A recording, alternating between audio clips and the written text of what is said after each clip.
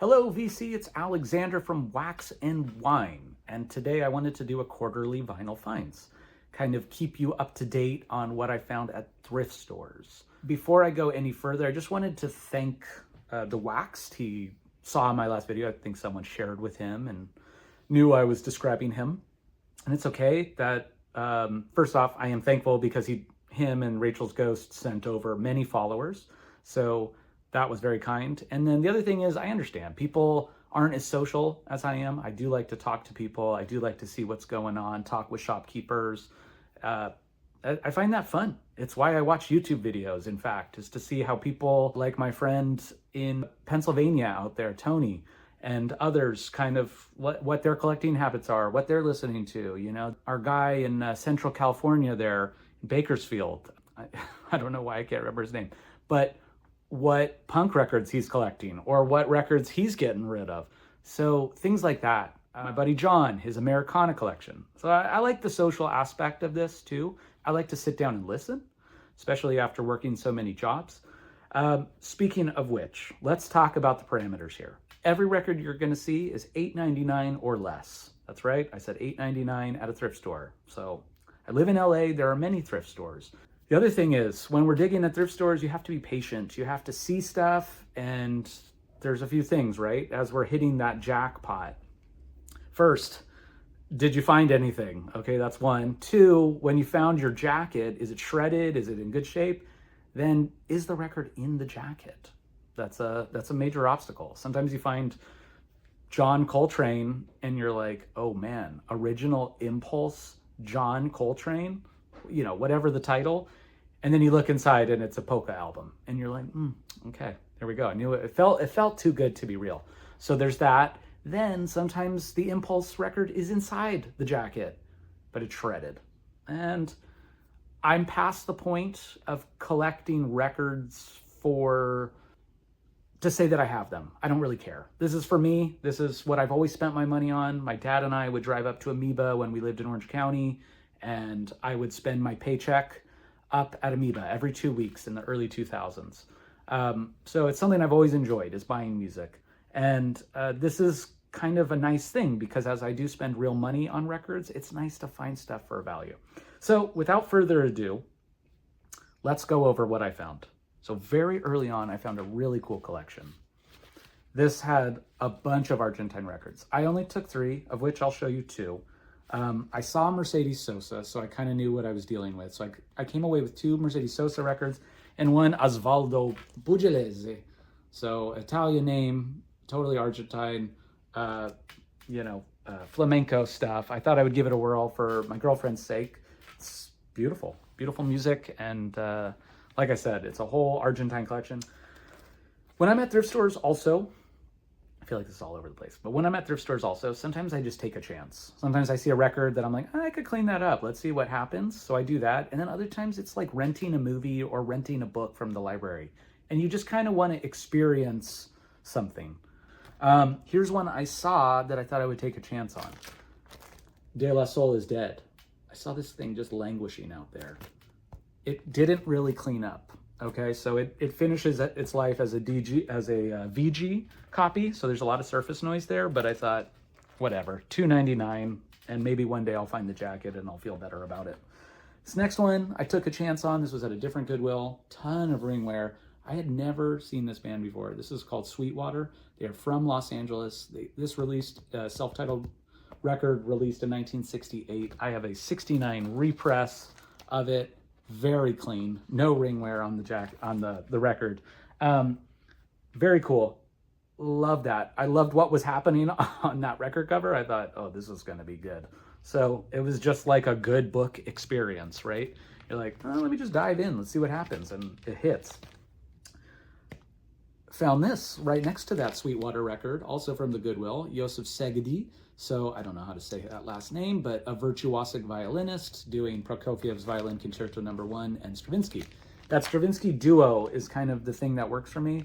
Prokofiev's Classical Symphony is probably my favorite piece by Prokofiev, but to have a Mercury Living Presence in near mint condition, I'll take it. $2.99 all day.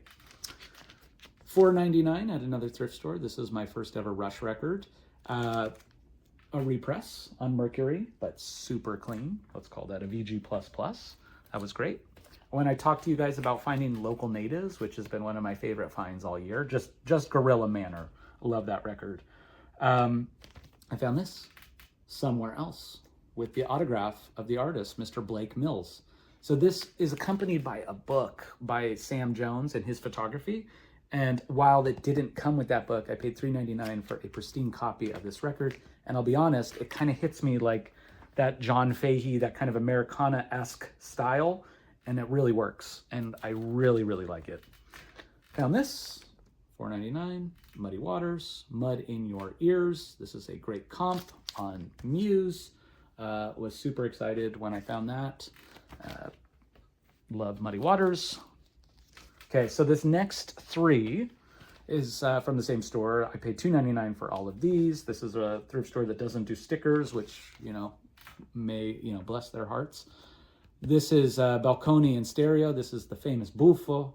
So this is also a very recognizable cartoonist. So he does the Heifetz and he does Donald Byrd, the caricatures record. So that's Hirschfeld is the cartoonist who does that. When I saw that jacket, I was like, I have to have it. He does the Funicula. He does all those great kind of more poppy songs. And it's just a fun record. And for $2.99, why not? Always was looking for this. So this was very close to that record. This is Bobby Gentry, Ode to Billy Joe. So this is an original stereo copy. Very clean, very clean.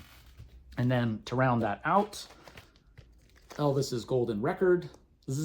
So early repress in the early 60s with that original wax paper or rice paper. Looks like it had never been played. I've already played it twice. I just, Elvis feels good. It's nice music. The sad thing was sometimes you got to let them go, right? It's like a Kenny Rogers song. You got to know when to fold them. There was a shredded copy of At Last by Etta James. And I don't have a copy of that. And I probably, I really went back and forth on should I buy it, should I not? And then I thought, I can't play it. What am I going to do with this? So also in that pile, $2.99, but let it go. Found this pretty early in January.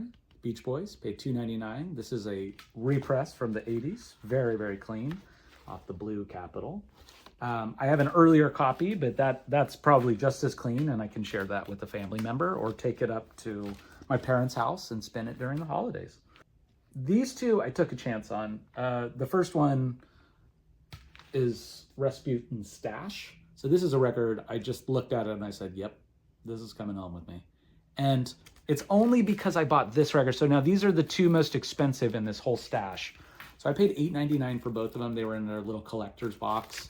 So very, very clean copy of Black Talk by the great organist Charles Ireland. And then that Rasputin Stash, unfortunately, I paid $8.99. It is funky. It is a fun record. It is a VG record. So kind of a bummer. It is a pretty noisy copy.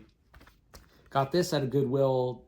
Some of these Goodwills are so wild. This one charged $7.99 for everything. I was going to leave with this regardless. I shouldn't complain because this is a very clean copy. It's almost as if it were brand new and never played. There's like a little mark here. I like Arctic Monkeys quite a bit. That just so happens to have my favorite song, Piledriver Waltz. And if you haven't heard it or you haven't seen the film, Submarine features an even better version of Piledriver Waltz. I own the 10-inch and I love that movie. So here's one I took a chance on. I knew the condition wasn't right, but Nas, this is an early 2000s, like mid 2000s repress. Paid $2.99 for this. This is in the VG camp. Definitely the jacket is hard. It's like a G+. It's just so worn off the edges. It's wild. Right behind that, I found a Michael Brecker record.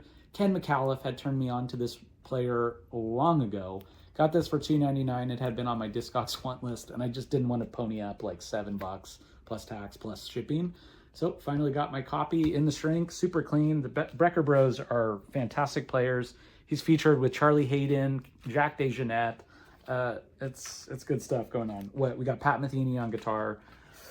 Okay, that takes me to the last find that got me real giddy. Okay, so the first record I find in Goodwill, because this is the last thing, right? It comes in timing. So sometimes you're just at the right place when it's like, oh, we just got this collection, we're just going to put it in. This Goodwill always charges $5.99 a record. So it's very weird that every one of these, they put a $3.99 sticker. And fun fact, when they just put the stickers on, they're much easier to get off. This was the first record I saw, Pink Floyd, Animals. And while, you know, you can see this jacket is in distress, I looked inside and I saw that the record itself was VG Plus for sure. And then it came with the original inner, which to me was very nice because I have a copy of that. I saw Bob Bradley talk about it with Jeffrey Lee Puckett. There we go. Saw this not too far behind this. I have a cleaner version of this as well, but very nice 2i Columbia stereo copy. Beautiful. Just, I've already talked about this record, but I love this album. Okay, and that takes me to the last one. Now, I don't own a copy of Dark Side of the Moon, and I am looking for a copy of Dark Side of the Moon. In fact, I was at Amoeba yesterday, and I saw the 50th anniversary, and I thought, I don't even have a copy. Like, it feels weird to jump to this brand new remastered. I just want to find a copy just like this. I found Wish You Were Here. Okay, and again, a love jacket, whatever. Look at that. We got some crap, some schmutz. But it wasn't so much that, because I'll tell you, honestly, as I almost dropped it, very clean record. Came in the original inner. But then the magic happened. A sign that maybe around the corner I will find a Dark Side of the Moon. I get a postcard. Okay, great. Wish you were here. It's pretty funny, right? To send a postcard. Sticker. Great. Pink Floyd. I don't even know if that one goes to Dark Side of the Moon. But then we got all kinds of posters. I am ready, and I've unfolded them. I'm not going to unfold them again. I got all the innards from the Dark Side of the Moon, I think. But anyways, those are my quarterly finds. I'm super excited. I do have that on CD, right? So it's not like I've never experienced the music, but thrilled with everything I found. I've omitted a few things just out of time's sake. So hopefully you've been digging and you've had a good time. Again, thanks to The Waxed for sending out all those followers for me. That was very kind. And until I see you all again, I hope you guys get lucky at record stores and thrift stores and enjoy. All right, bye-bye.